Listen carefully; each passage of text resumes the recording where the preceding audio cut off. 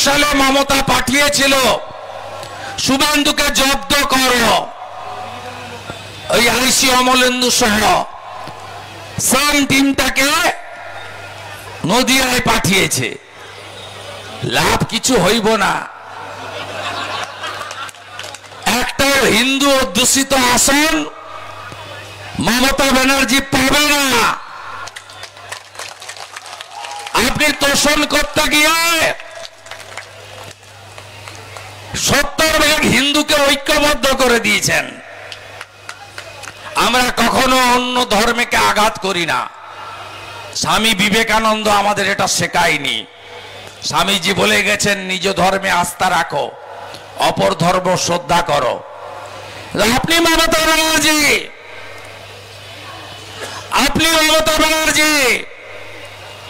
যে কায়দায় তোষণকে সরকারি স্বীকৃতি দিয়েছেন, পশ্চিমবাংলার ডেমোগ্রাফি বদলে দিয়েছেন, যেখানে হিন্দুরা সংখ্যায় কম সেখানে হিন্দুদের কোন নিরাপত্তা নেই। তার সবচেয়ে বড় উদাহরণ মালদার মোথাবাড়ি, মুর্শিদাবাদের ধুলিয়ান শামসেরগঞ্জ, আর কলকাতার কাছে মহেশতলার রবীন্দ্রনগর। মালদা, মুর্শিদাবাদ, মহেশতলা, এই তিনটে ময়ের জন্য দায়ীকে আরেকটা ম, তার নাম মমতা ব্যানার্জি। সিপিএমের বন্ধুদের বলি, হরগোবিন্দ দাস, চন্দন দাস বামপন্থী পরিবারের, মোহাম্মদ সেলিম সাহেব মীনাক্ষী বনের আগে ছিলেন, বললেন দাঙ্গা থামাতে গিয়ে এদেরকে মেরে দিয়েছে বা মারা যেতে হয়েছে। দাঙ্গা থামাতে গিয়েছিল ওরা সেকুলার। পরে আমি পৌঁছালাম, মমতা খালার টাকা ওরা গ্রহণ করলো না, বিজেপির টাকা নিল। আর আমি জিজ্ঞেস করলাম দান হাতুড়ি তারা তো করেন, মারলো কেন? বলে হিন্দু বলে। আমি বললাম মারলো কেন? বলে প্রতিমা বানাই বলে। ওরা মূর্তি পুজোয় বিশ্বাস করে না, তাই আমাদের খুন করে দিয়ে গেল। 75 বছরের বৃদ্ধ আর 40 বছরের তার ছেলেকে পশু কাটার তরোয়াল দিয়ে। মমতা বন্দ্যোপাধ্যায় এমন কোন হিন্দুদের ধর্মীয় উৎসব নেই এই রাজ্যে হামলাই হয়নি।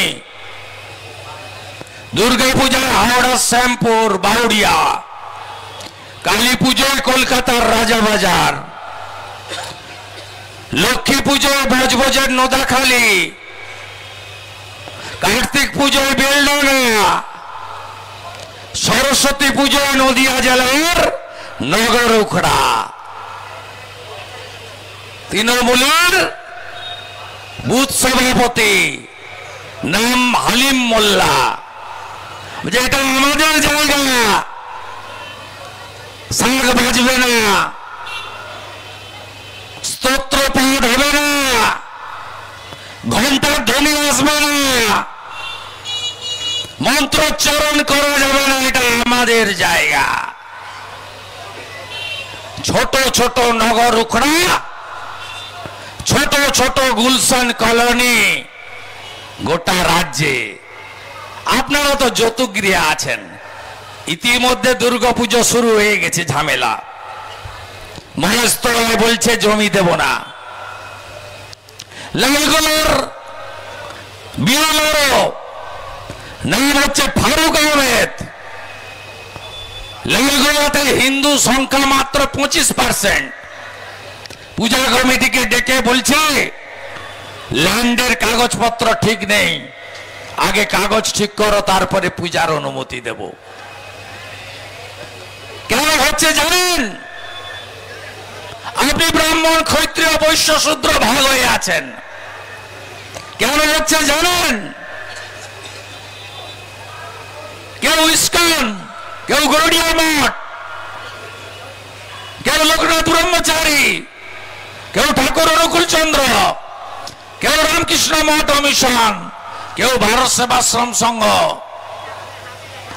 নানাভাবে কেউ ঠাকুর ধাম, নানাভাবে ভাগ হয়ে গেছেন।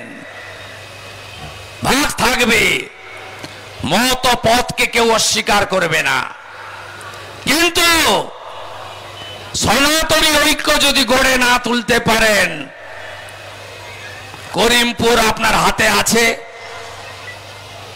তেহট্ট যাই যাই করছে, চাপড়ার অবস্থা কি, কালীগঞ্জ দেবগ্রামের অবস্থা কি, নাকাশিপাড়ার একটার অবস্থা কি, শিবরাত্রির সলতের মতো কৃষ্ণনগরটা টিম টিম করে জ্বলছে, ধুবুলিয়া অবধি এসে গেছে, আর 17 কিলোমিটার বাকি আছে। এখনো যদি বিজেপি, তৃণমূল, সিপিএম, কংগ্রেস হিন্দুরা ভাগ হয়ে থাকেন, 26 সাল, তারপরে আপনাদের ভোট লাগবে না খালা মমতার। এখনই পশ্চিমবঙ্গে 74টা আসন, 40% থেকে 92% মমতার ভোট ব্যাংকের হাতে। এক্ষুনি 294 মধ্যে 102টা বিধানসভা আসন, 30% বেশি ওদের হাতে। আমি জাগাতে এসেছি, আপনাদের জাগাতে এসেছি। এখানকার সংসদ কত বড় সাহস, একবার নয়, হিন্দু সংস্কৃতি, বৈষ্ণব, নবশূদ্র, মতুয়া, তাদের ধর্মীয় রীতিনীতি, তাদের গুরুদেবের দেখানো পথ, তাকে অপমান করেন, প্রতিবাদ হয় না কেন? জয় গুরুদেব বলে, জয় নিতাই বলে, কোথাও ডঙ্কা, কোথাও মৃদঙ্গ নিয়ে সব জনের হিন্দুরা কেন পথে নামেন না? সেই বিজেপিকেই নামতে হয়, কারণ আমরা মনে করি নেশন ফার্স্ট। আমাদের আদর্শ ভারতীয় সংস্কৃতি, সনাতন সংস্কৃতি আমরা রক্ষা করব। এই পশ্চিমবঙ্গকে 1947-এর 20 জুন ডক্টর শ্যামাপ্রসাদ মুখার্জিরা দিয়ে গেছেন হিন্দুদের হোমল্যান্ড। আমরা এটা বাংলাদেশি মুসলমান আর রোহিঙ্গার হাতে তুলে দিতে পারি না। এই মহিলা সাংসদ কখনো বলেন টিকি যারা রাখেন তারা শয়তান, বলেছিল কি বলেনি বলুন? 3 বছর আগে টকশোতে বলেনি মা কালী মদ খায়, মা কালী সিগারেট খায়, তারাপীঠের মা মদ খায়, বলেনি? তারপরেও এস এম সাদি 1,82,000 ভোট পায়, যার 1,70,000 হিন্দু ভোট, আমরা 54,000-এ হারি। তারপরেও হিন্দু বুথে বিজেপি 400,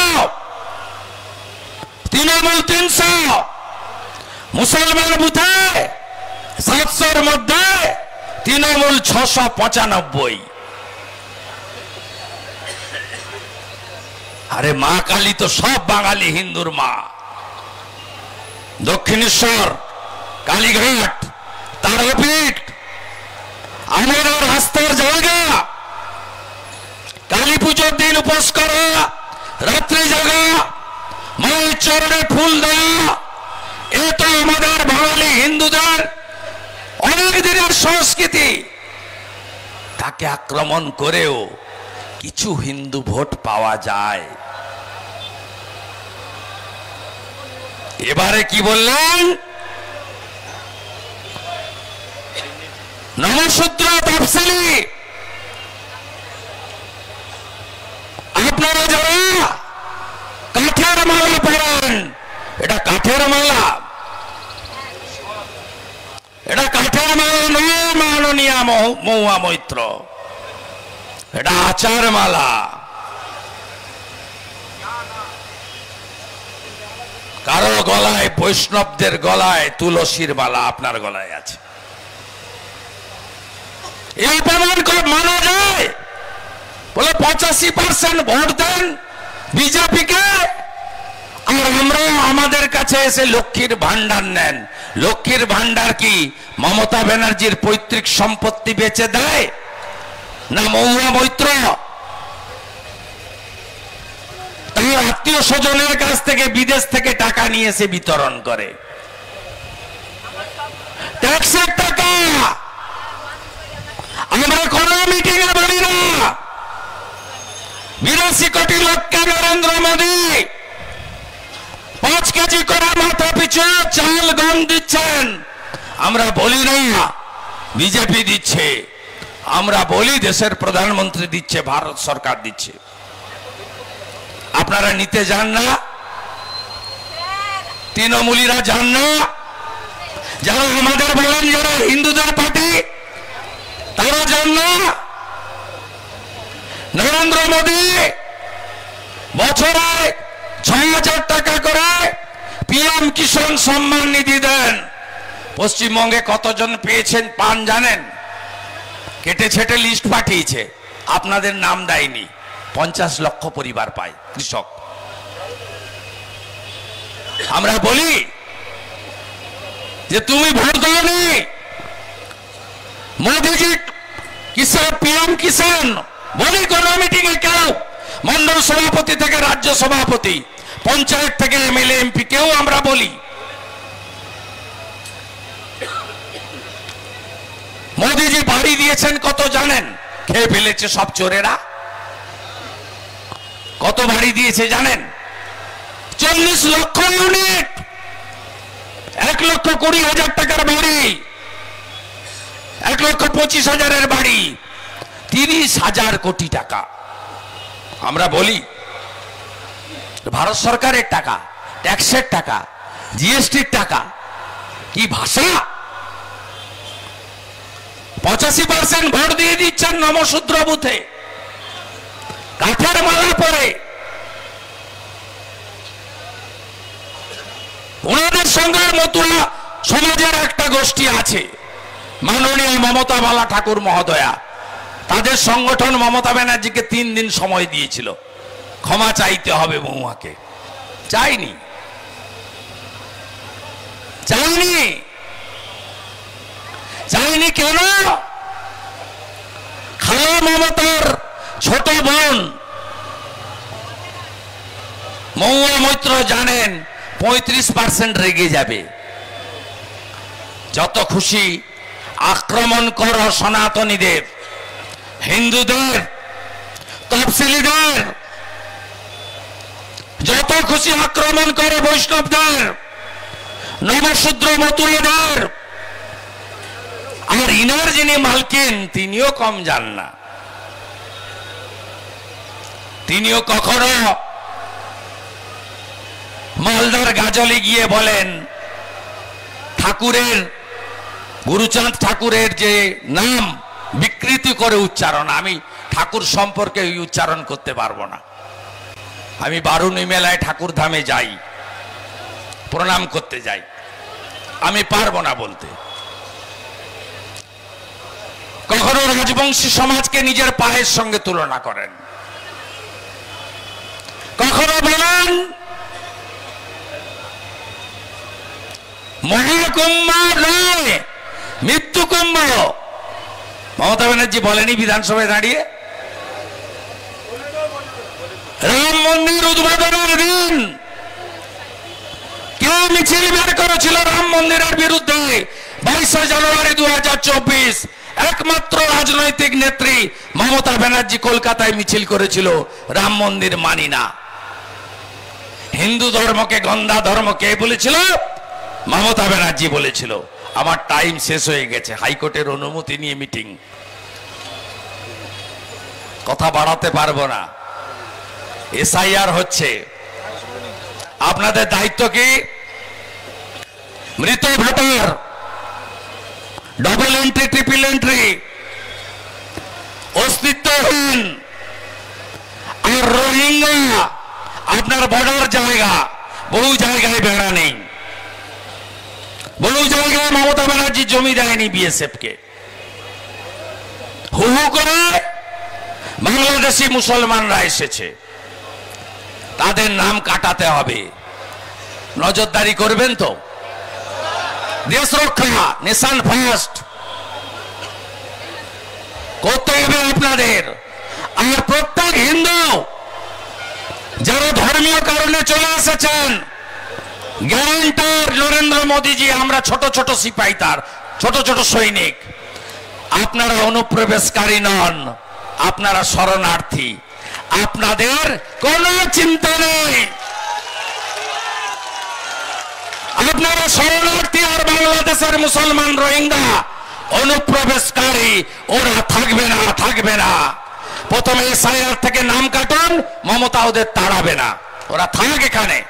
এপ্রিলে বিজেপি সরকার যোগীজির কাছ থেকে বুলডোজার আনবো, বুলডোজারের মাথায় তুলবো, ওপারে ফেলবো। একদম করিমপুর পরিষ্কার হবে, তেলাপ্পা পরিষ্কার হবে, চাপড়া পরিষ্কার হবে, নাকাশিপাড়া পরিষ্কার হবে, কালীগঞ্জ পরিষ্কার হবে। তাই নো এসআইআর, নো ইলেকশন। মমতাকে হারিয়েছি নন্দীগ্রামে, আপনারা সাহায্য করুন, মমতা ব্যানার্জিকে প্রাক্তন করব, আর চোরেরা জেলে যাবে। জয় জয় শ্রীরাম। 85-15 বলেছে তো, 100তে হবে। কাঠের মালা না, আচার মালা। হিন্দু তাকত দেখাবে, কি রাখলে শয়তান। বাকালি মদ সিগারেট খায়, আর এবারে সব সীমা লঙ্ঘন করেছে।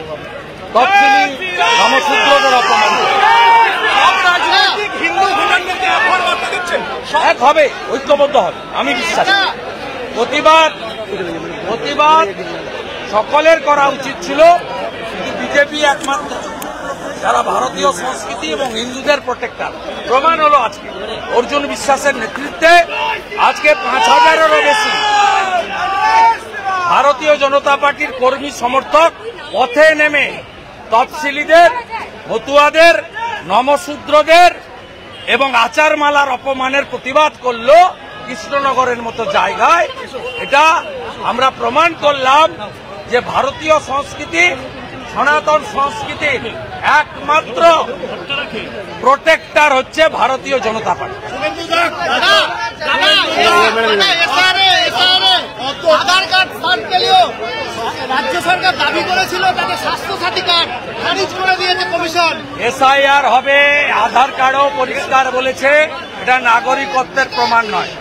আমি বলে দিচ্ছি আপনাকে, মৃত, ডবল ট্রিপল এন্ট্রি, অস্তিত্বহীন রোহিঙ্গা এবং বাংলাদেশের মুসলমানের নাম থাকবে না, পরিষ্কার। ভারতীয় মুসলমানের কোনো চিন্তা নেই, তো বাংলাদেশি মুসলমান থাকবে না, নিশ্চিন্ত থাকুন। মমতা ব্যানার্জি যতদিন থাকবেন এইভাবে সাধারণ বাড়ির ছেলেমেয়েরা ওখানে পড়তে এসে খুন হবে। এর আগে রানাঘাটে একটি পরিবার ছেলে, চিত্রদ্বীপ না, স্বপ্নদ্বীপের হত্যার এখনো বিচার হয়। এরকম গুলশন কলোনি চাপড়াতেও পাবেন, কালীগঞ্জেও পাবেন। এই গুলশন কলোনি আছে বলে মোথাবাড়ি, ধুলিয়ান, শামশেরগঞ্জ, মহেশতলা, রবীন্দ্রনগর হচ্ছে। এই গুলশন কলোনি আছে বলে বেলডাঙ্গাতে কার্তিক পুজোয় 50টা মন্দির ভেঙেছে। দক্ষিণবঙ্গের পর উত্তরবঙ্গে দুর্গা ধামের ঘোষণা করছেন মুখ্যমন্ত্রী। দুর্গা ধামে, তাহলে দুর্গাকে কি নিয়ে রাজনীতি করতে চাইছেন? দুর্গাকে নিয়ে রাজনীতি উনি মুখ্যমন্ত্রী থাকবেন না। আর হিন্দুদের কোনো মন্দির সরকারি টাকায় হয় না।